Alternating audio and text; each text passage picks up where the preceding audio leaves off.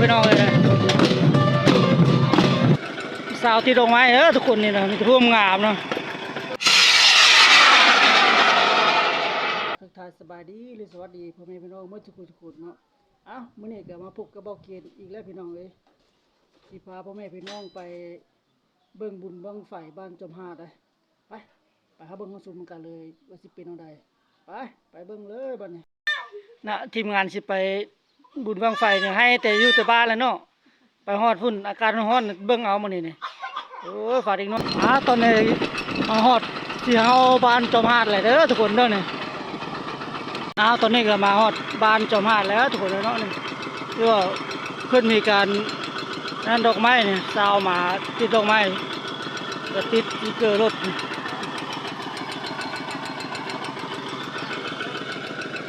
สาวติดดอกไม้ทุกคนนี่นะมันจะร่วมงามเนาะคือว่าเกียมจะเข้าไปแห่ยวัดเลยทุกคนนี่นะ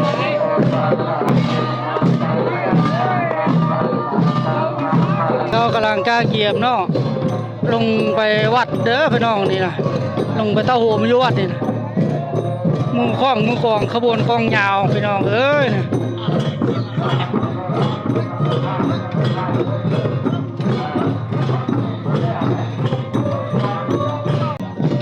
เด้อทุกคนเด้อมาตอนนี้ยังทันเนาะเดี๋ยวจุดจมหาดพี่น้องเลย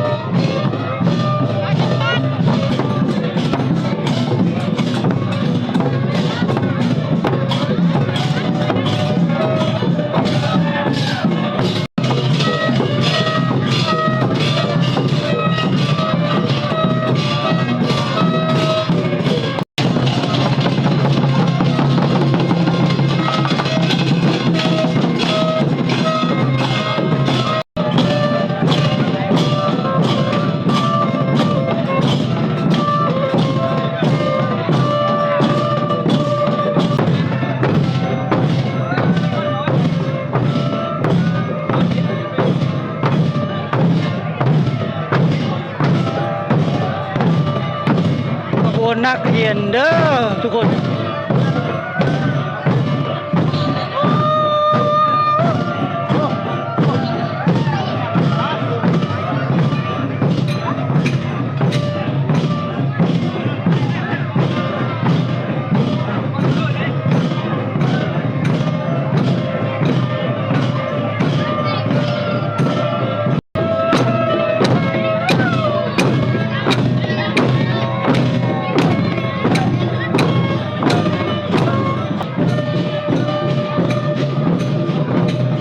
ขบวนพรของชนเผ่าผู้ไทยพี่น้องเอ้ยเสื้อดำมอเนี่ยนะงานบุญบ้านจอมหาดเด้อเนี่ยมาเด้อพี่น้องเอ้ยบรัดแห่อยู่เด้อเนี่ยไปรุ่นเขาพี่น้องเอ้ย